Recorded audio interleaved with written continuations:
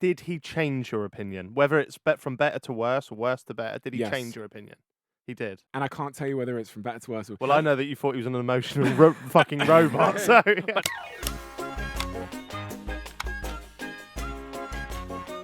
Obviously, I've had Matt Hancock on, which is coming out on Monday. Wow, that's going to be big. Yeah. What were your thoughts on him? How did that come about? Good question. No one's ever asked me that. I criticised Matt Hancock very, very publicly on a couple of occasions, and he heard about it. He turns out he's been listening to my podcast for a long, long time. And I got a phone call from someone, and then I got a call from Matt Hancock, and he said, "Oh, Steve, in episode 70, you said I was an emotionless robot, a pathetic emotionless robot or something." And I said, "Yeah, that's what I think you and the politicians are. I've got to be honest. You've heard me say it. I think that's what I think you guys are. You don't seem to have any empathy." I said, "But if you want to come on my podcast and talk about it with me, we can talk about it."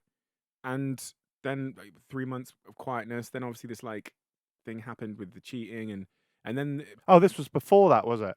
just before it. Yeah. And then the cheating thing happened, and then I got an email saying that he was up for coming on and having a chat. And I couldn't believe it, to be honest. I couldn't believe it. We get asked a lot about whether we'd have certain guests on because do you want, like, say, someone like Katie Hopkins? Like, do you want to give someone like that a platform? Yeah. Matt Hancock's kind of in the current position of wanting to get his name good, make his name good again. Yeah. Do you feel like you're helping that, or do you feel like it's going to benefit you more? So I'm well aware that every single guest comes on, and they obviously want to walk away looking good. Mm-hmm. Yeah. Right? Yeah. We all do, Yeah. including me right now. Yeah. Right? Yeah. You're doing all right. I get it. Yeah. And obviously politicians are trained to kind of give you a certain type of shit. So I was well aware of what Matt's objective might be. My job is the first thing was let him say to him before he comes in, I can ask you any question. You're not going to edit it after we've recorded, and there's nothing. If you come through those doors, I can ask you about the affair, anything. Okay? If you don't like that, don't come.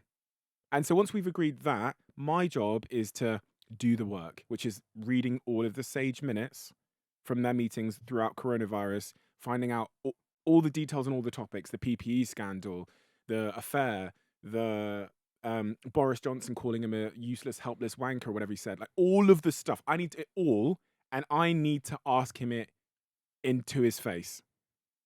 Or else I'm going to get cancelled. Yeah, You know what I mean? I'm well aware of that. Yeah. You know, and people say, "Oh, are you platforming him?" No. Fucking Sky platform everybody. Why can the BBC do it? But then when a podcaster does it, they think, they attack me, say, "Why did you let him on?" Well, watch it and see if I ask the questions. See if I ask all of the questions. And then after you've watched it, what you're going to get is you're going to get a very clear picture of who the person is, for better or for worse. What was he like? It's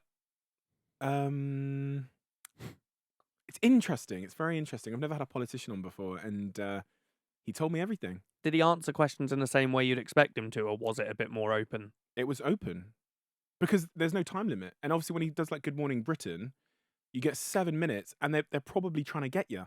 So this is why he wanted to do a long form podcast, because, okay, I'm going to ask you a really tough question, and then I'm going to let you speak for as long as you want. But then I'm going to ask a really tough follow-up question, and I'm not going to stop. So at least you're going to get, this is what I mean. You're going to walk away and know who he is, for better or for worse. And I know I kind of think it's going to be, yeah.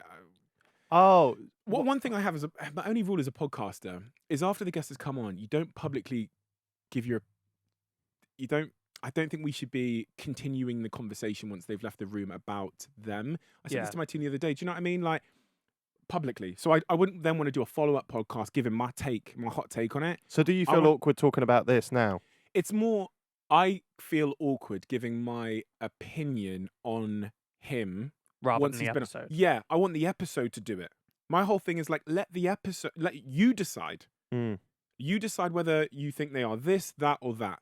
There's 3 hours. Make your decision. Steve shouldn't be doing follow-up commentaries to press, like interviews, like ratting them out. Because then my future guests are going to think that after they've come on, I then rat them out to like the press and whatever else. Yeah. We've said that before, haven't we? So I don't want to do it. We'll always get asked like who our least favourite guest is. And Yeah, we can't say Yeah. that, can we? You know, I'll tell you who my favourite is, but we actually discussed this with my team yesterday. It's a new principle we have, which is, because all the press want me to do a follow-up interview with them saying, "Oh, what was he really like?" and stuff. I don't want to do that because I want my guests. I want it to be a safe space for my guests. There's 3 hours. Make your own mind up. So, Well, can I ask this then? Yeah. Did he change your opinion? Whether it's from better to worse or worse to better, did he Yes. change your opinion? He did. and I can't tell you whether it's from better to worse. Or Well, I know that you thought he was an emotional fucking robot. So, But now he thinks it's even worse.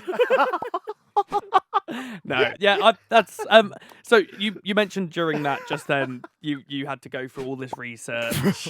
I'm trying to take it away. No, you don't have to. I don't care. No, yeah. No, I don't care. But no, my opinion shifted. But of course it would. You sit there with someone for 3 hours. Yeah. You know? Yeah. And you're getting a personal opinion there. Before that, you'd only ever seen interviews online. 7 minutes. Yeah. So, and you'd never know. But no. And he What- came with Gina. He came with his new partner. Oh, right. So she was stood in the kitchen. So I got to meet her as well. Right. And I got to see them together. Yeah. So there was, I got to see them like Mm. kissing and stuff and like being like intimate and yeah, it was interesting. Wow. Mm. Well, one more question, Yeah. and then I'll move on, I promise. What was the first minute like when you see him? Especially because I've met people on this podcast that I've publicly criticised and been harsh about and whatever. So what was the first minute like? Very surreal because we've just spent 2 years watching this guy. He was in my view, and I said it to him on the podcast, so I can say it here. Like he was one of the most like hated men in the country for everything, for how the PP was handled, but then being a contradiction, telling us not to hug our relatives. And again, I ask him this, telling us not to hug our relatives or whatever. And even the quote that he said was try and stay within, like avoid casual sex and stay within committed relationships. And then he said on TV, I know I'm in one. And for all of that to happen, and for him to be this really hated figure and be stood in my kitchen in Shoreditch, very surreal. And yeah, I mean, you're going to see the promo. I can show it when we stop recording, but you're going to see the promo come out on Monday morning, and it's going to tell you a lot about the nature of the conversation. Just that 60-second promo clip. You're really changing the game with getting people like that on. It's am I? Yeah, I love it. I mean, I'm standing on the shoulders of giants in this regard. Like people like you, people like Brian True Geordie, people like Rogan, and Logan as well. Like people that have pioneered this long form medium, and I'm just doing it in the way that I find subject matter that I find interesting. And I think it sucks that we don't have a platform here. The only other platform we have, I think, for like life story style conversations was like Piers Morgan's Life Stories, yeah. and he's wrapped that up now. So the other choice is you go to Oprah. Like Adele, when she did her thing, she went to Oprah. Meghan Markle, she went to Oprah. So I think that's kind of my objective, is to create a platform in the UK where when people come to town, and they want to do the life stories thing, they come do it with the Diary of a CEO. So I'm Gerwin Price, world number 1, and Jack May's definitely better than you, and we are going to beat you one day.